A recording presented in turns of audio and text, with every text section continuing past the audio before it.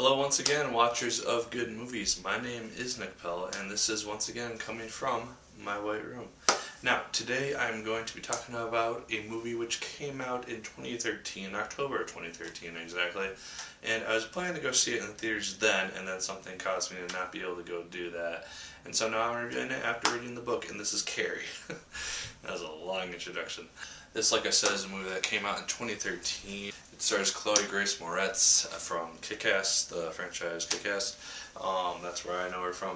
And she plays Carrie White, and she does this actually really, really well. It pretty much matched my perception of Carrie White in how I perceived her when I read the book. Speaking of that, check out my review of it up here if you want to see that. I am literally filming this review after seeing the movie, after finishing the book within hours from now. So it's going to be a pretty accurate comparison. That's essentially what I'm going to be doing here. Julianne Moore plays her mother, Margaret White, and she also does a good job playing the crazy religious mother of Carrie. Her portrayal is very convincing. She did all the correct things as far as I could tell, and she did a good job. Gabrielle Wilde plays Sue Snell, and this was a very interesting portrayal of Sue. We knew that she was kind of one of the popular girls, a very attractive person, and she is one of the few people that really sympathizes with Carrie White in this movie, just for the fact that she picks on her during a locker room incident, and she instantly starts to feel regret for doing that, and as a result she has her boyfriend Bobby, who's played by Alex Russell, go and take Carrie to prom, and that is part of the plot of this film. If you know anything about the story of Carrie, and I'm assuming that you do if you were watching this review, obviously she goes to prom, she gets pig blood spilled on her head, and then she essentially goes crazy, and kills a large amount of people. And this is a result of Chris Hargensen, who is played by Portia Doubleday. She is this really snotty girl. She doesn't get to go to prom because of what she did to Carrie. She took a video of it, and she posted it on YouTube and videos everywhere, and so she got suspended, and thus she can't go to prom. And so she and her boyfriend make up this idea to spill pig blood on Carrie because she isn't picked on nearly enough, obviously. All these other characters, they do their roles really well. They essentially match my perception of them in the book. Now, comparing the book to the film, there are some differences. Obviously, the book is set in the 1970s, the movie is set in 2013, so obviously there's going to be technological differences. Chris is able to take a video on her phone, for instance, and put it on YouTube, while in 1979, I think, is when the book was set. That technology did not exist. Carrie also ends up investigating her abilities. She checks out books on telekinesis and tries to experiment more with her powers than she did in the book, which I kind of enjoyed. We got to see her kind of develop her powers and kind of have an interest in them as this girl who's been sheltered by her extremely religious mother for the majority of her life. And I really liked seeing that. We also see her kind of break out of her shell during the prom, just like in the book. I thought that was a really good representation. During the prom night in the gymnasium where Carrie essentially loses it, those events were portrayed pretty much accurately. They took some very small liberties with it, but for the most part all the key points were there.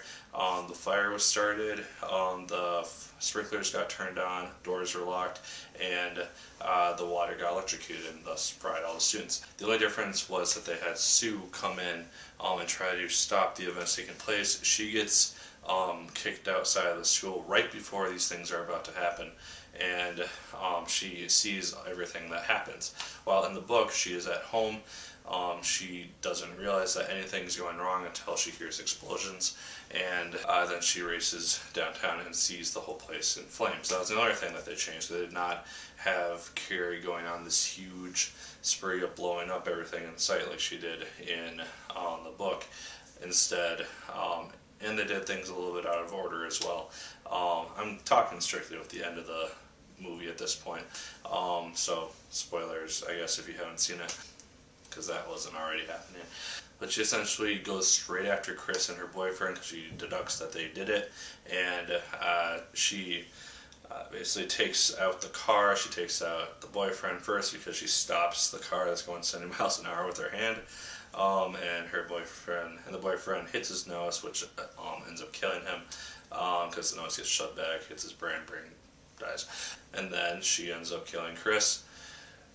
Essentially ends up putting her through the windshield. She dies in the windshield, and she blows up the gas station, thus blowing up the car, thus killing any hope that they had to live. Even if the boyfriend wasn't dead, we don't know. But she does that, and then she sees everything that she's done. And this was something which I kind of wish we would have had a little bit more of. In the book, they had like these snippets of these articles and this like stuff that happened after all these events. They didn't play into the story in the movie at all, which I thought that they added a lot of information to the story. They were a little annoying when the whole big thing was happening, but like the side story with the police officer and with the guy who was in the prison cell and all these people who like add different perspectives to the story. These people were not in the movie at all, so it's just strictly Carrie's focus, and they changed it. They changed it the most with the very end of the movie. Carrie goes to see her mother. She washes herself off, which did not happen in the book. In the book, she confronts her mother. Her mother starts chanting stuff at her, and then she basically squeezes her mother's heart until her heart stops and her mother dies.